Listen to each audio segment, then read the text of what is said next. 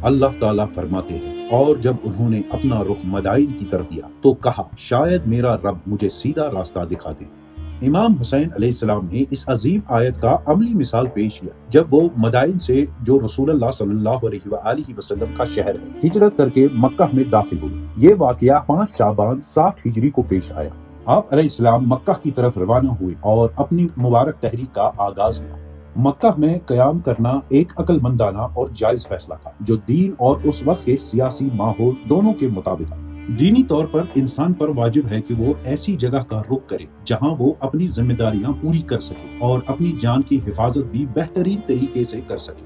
مکہ مکرمہ وہ واحد شہر تھا جہاں امام حسین علیہ السلام دونوں چیزیں حاصل کر سکے۔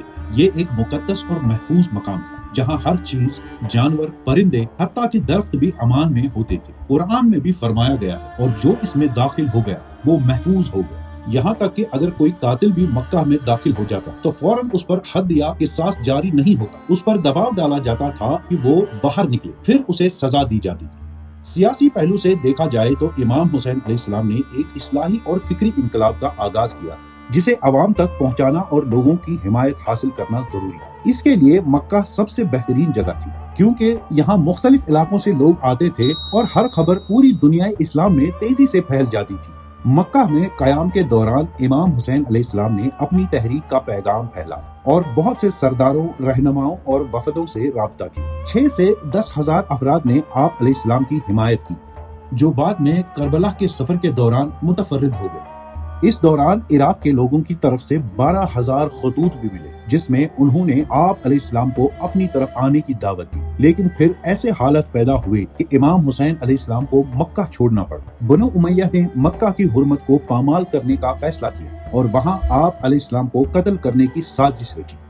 یہاں تک کہ اگر آپ کعبے کا پردہ پکڑے ہوئے بھی ہوتے تب بھی وہ آپ کو قتل کرنے کا ارادہ رکھتے۔ یزید نے 30,000 کی فوج مکہ کے گرد جمع کر دی اور مکہ کے گورنر کو ہٹا کر عمر ابن سعد العسقد کو مقرر کیا جو بنو ہاشم کا سخت دشمن تھا۔ اس کے علاوہ 30 جاسوس حاجیوں کے بھیس میں بھیجے گئے تاکہ وہ امام حسین علیہ السلام کو کہیں بھی پا کر قتل کر دیں۔ اگر امام حسین علیہ السلام مکہ میں رک جاتے تو نہ صرف آپ شہید کر دیے جاتے بلکہ یہ قتل چھپایا بھی جا سکتا اور یزید اس سے انکار کر دیتا، آپ کی عظیم تحریک بے اثر ہو جاتی۔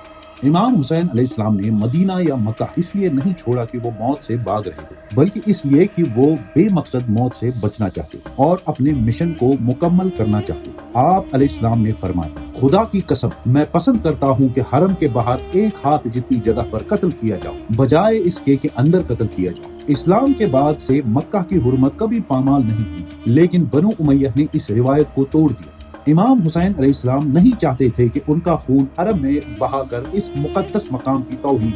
اسی لیے 8 ذی الحج کو آپ نے اپنا حج مکمل کیے بغیر چھوڑ دیا۔ آپ نے طواف کیا، صفا اور مروہ کے درمیان سعی کی، پھر احرام کھول کر اپنی نیت کو عمرہ مفردہ میں بدل دیا۔ مشہور شاعر الفرازدق بیان کرتے ہیں کہ جب انہوں نے امام حسین علیہ السلام سے پوچھا کہ آپ علیہ السلام اتنی جلدی کیوں جا رہے ہیں تو آپ نے جواب دیا اگر میں جلدی نہ کروں تو مجھے گرفتار کر لیا جائے گا۔ ایک اور مقام پر وہ فرماتے ہیں بنو امیہ مجھے نہیں چھوڑیں گے جب تک کہ میری جان نہ لے۔ خلاصہ یہ ہے کہ امام حسین علیہ السلام نے ایک بہت ہی حکمت بھرا فیصلہ کیا۔ پہلے مکہ کا رخ کیا، پھر جب خطرہ بڑھ گیا تو وہاں سے روانہ ہو گئے۔ ان 4 مہینوں میں آپ علیہ السلام نے اپنی تحریک کی بنیاد مضبوط کی اور اسے پوری دنیا تک پہنچایا۔ امام حسین علیہ السلام نے مکہ اس لیے چھوڑا تاکہ اپنی جان کی حفاظت کرتے ہوئے اپنے مشن کو عملی جامہ پہنا۔ یہ زندگی آزادی، اصلاح، مصیبت، ہجرت اور ظلم کے خلاف کھڑے ہونے کی زندگی ہے۔ اگلے ویڈیو میں آپ جانیں گے کہ امام حسین علیہ السلام نے کیسے کوفیوں پر بھروسہ کیا۔ اور ایپیسوڈز دیکھنے کے لیے اس چینل کو سبسکرائب کیجیے۔ ملتے ہیں اگلے ویڈیو میں۔